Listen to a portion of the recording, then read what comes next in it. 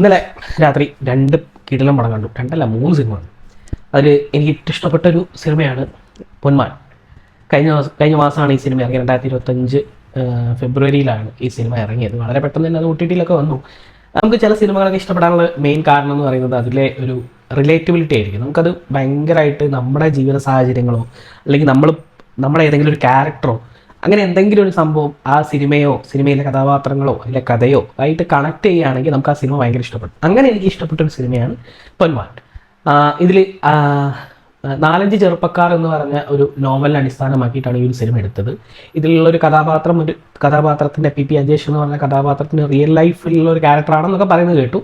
പക്ഷെ അതൊന്നും അങ്ങനെ എനിക്ക് തോന്നിയില്ല. അതിൽ കുറേ ഇൻ്റർവ്യൂസിലൊക്കെ അങ്ങനെ പറയുന്നത് കേട്ടു. ചിലപ്പോൾ അതൊരു പ്രൊമോഷൻ്റെ ഭാഗമായിട്ട് പറഞ്ഞതായിരിക്കാം. അപ്പോൾ ബേസിൽ ജോസഫിൻ്റെ കിടിലൻ കരിയറാണ്. കിടിലൻ എന്താ പറയുക, സ്ക്രിപ്റ്റ് സെലക്ഷൻ ആണെങ്കിലും അദ്ദേഹത്തിൻ്റെ ഒരു എന്താ പറയുക ആക്ടിങ് ആണെങ്കിലും അദ്ദേഹത്തിൻ്റെ ഡയറക്ഷൻ പറയേണ്ട കാര്യമില്ല. പക്ഷേ ആക്ടിങ് വൈസ് ഒരു ജനപ്രിയ നായകൻ എന്ന് പറഞ്ഞ ലെവലിലേക്ക് അദ്ദേഹം ഉയർന്നുകൊണ്ടിരിക്കുകയാണ്. അദ്ദേഹത്തിൻ്റെ ഓരോരോ സിനിമകളും ഒന്നിനൊന്ന് മെച്ചപ്പെട്ടുകൊണ്ടിരിക്കുകയാണ്. ഇനിയിപ്പോൾ അടുത്തത് മരണമാസം എന്ന് പറഞ്ഞ സിനിമ വരാനുണ്ട്. അതിൻ്റെ ട്രെയിലറും ടീസറും ഒക്കെ ഭയങ്കര വൈറലാണ്. അപ്പോൾ ഈ സിനിമയിലേക്ക് വരുമ്പോൾ പൊന്മാൻ, PP അജേഷ് എന്ന് പറഞ്ഞ ഒരു ചെറുപ്പക്കാരൻ, അദ്ദേഹം ഒരു ജ്വല്ലറിയിലേക്കൊക്കെ ഗോൾഡ് കൊടുക്കുന്ന ഒരു വ്യക്തിയാണ്. അപ്പോൾ ഈ ഗോൾഡ് കൊടുക്കുന്ന സമയത്ത് വളരെ ക്യാഷ് കുറവായിരിക്കുമല്ലോ. ജ്വല്ലറിയിൽ കൊടുക്കുന്നതിനേക്കാളും ഒരു ഹോൾസെയിൽ റേറ്റിലായിരിക്കും ഒരു സെയിൽസ്മാൻമാർ ഈ സ്വർണ്ണാഭരണങ്ങൾ കൊടുക്കുന്നത്. സിനിമയിൽ ലിജോ മോൾ എന്ന് പറഞ്ഞ ആക്ട്രസ് അവതരിപ്പിക്കുന്ന സ്റ്റെഫി എന്ന ക്യാരക്ടർ അവളുടെ ചേട്ടൻ ബ്രൂണോ. അപ്പോൾ ഇയാളൊരു പാർട്ടി പ്രവർത്തകനാണ്. അതുകൊണ്ട് തന്നെ വലിയ സമ്പാദ്യങ്ങളോ വലിയ കാര്യങ്ങളോ ഒന്നുമില്ല.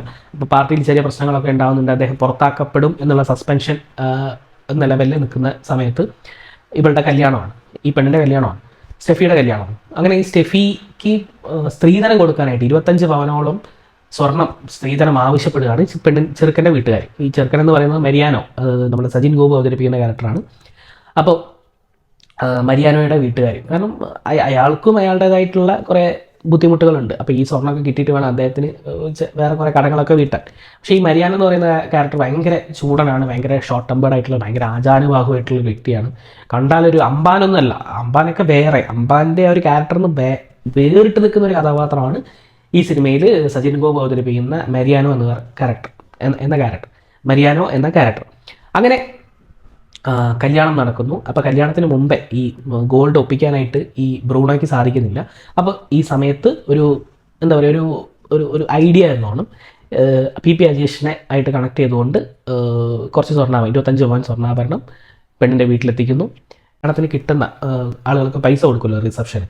അപ്പോൾ അത് മൊത്തമായിട്ട് കളക്ട് ചെയ്തിട്ട് ഈ 25 പവൻ്റെ പൈസ വസൂലാക്കാം എന്നുള്ള ലെവലിലാണ് ഇവർ ഈ ഗോൾഡ് വാങ്ങിക്കുന്നത്. പക്ഷേ അന്ന് രാത്രി വിചാരിച്ചത്ര പൈസ കളക്ട് ചെയ്യാനായിട്ട് ആ പെണ്ണിൻ്റെ വീട്ടുകാർക്ക് പറ്റിയില്ല. അങ്ങനെ സ്റ്റെഫിയുടെ വീട്ടിൽ ചെറിയ പ്രശ്നങ്ങൾ ഉണ്ടാകുന്നു. PP അജേഷ് നമ്മുടെ ബേസിലിൻ്റെ ക്യാരക്ടർ എന്താ പറയുക, തൻ്റെ ഗോൾഡ് 13 പവൻ്റെ ഗോൾഡിൻ്റെ പൈസ തനിക്ക് കിട്ടി. പക്ഷേ ബാക്കി 10 പവൻ്റെ ഗോൾഡിൻ്റെ പൈസ തനിക്ക് കിട്ടിയിട്ടില്ല. അപ്പോൾ എനിക്ക് ആ സ്വർണം തിരിച്ചു വേണം, ആ ഒരു പൊന്ന് തിരിച്ചു വേണം എന്ന് ആവശ്യപ്പെടുന്നു. പക്ഷേ ആ സമയത്ത് ഈ പെണ്ണിൻ്റെ വീട്ടുകാരും ബ്രൂണോ അടക്കം ഈ സ്റ്റെഫി അടക്കം ഈ PP അജേഷിനെ ഇട്ട് വട്ടം കറക്കുന്നതും തൻ്റെ ഗോൾഡ് തിരിച്ചു പിടിക്കാനായിട്ട് ഏതറ്റം വരെയും പോകാൻ സന്നദ്ധനായിട്ടുള്ള ആ ഒരു ചെറുപ്പക്കാരൻ്റെ കഥയാണ് പൊന്മാൻ.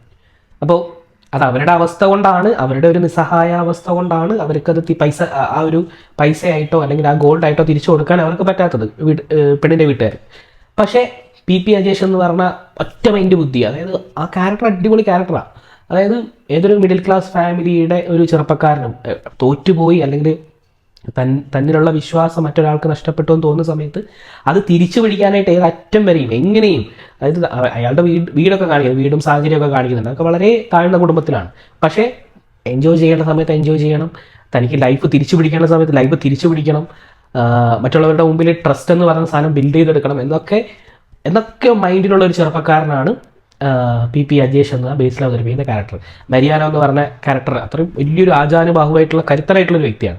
അപ്പോൾ ഈ PP അജേഷ് വളരെ എന്താ പറയുക ഹൈറ്റ് കുറഞ്ഞിട്ടുള്ള അല്ലെങ്കിൽ വലിയ കരുത്തനല്ലാത്തൊരു വ്യക്തിയാണ്. പക്ഷെ അയാളോട് വരെ മുട്ടി നിന്ന് ആ ഒരു ഗോൾഡ് തിരിച്ചു പിടിക്കാൻ അയാൾ ഇറങ്ങിത്തിരിക്കുന്നതും അതും അപകടം പിടിച്ച അവരുടെ ആ നാട്ടിലേക്ക് ചെന്ന് തിരിച്ചു പിടിക്കാനായിട്ട് ശ്രമിക്കുന്നതുമായിട്ടുള്ള ഒരു കഥയാണ് പൊന്മാൻ എന്നൊരു സിനിമ. എനിക്ക് ഭയങ്കര ഇഷ്ടപ്പെട്ടു. ഒന്നാമത് അതിൻ്റെ ക്യാരക്ടർ തന്നെയാണ് ഈ സിനിമയുടെ ഏറ്റവും വലിയ ഹൈലൈറ്റ്.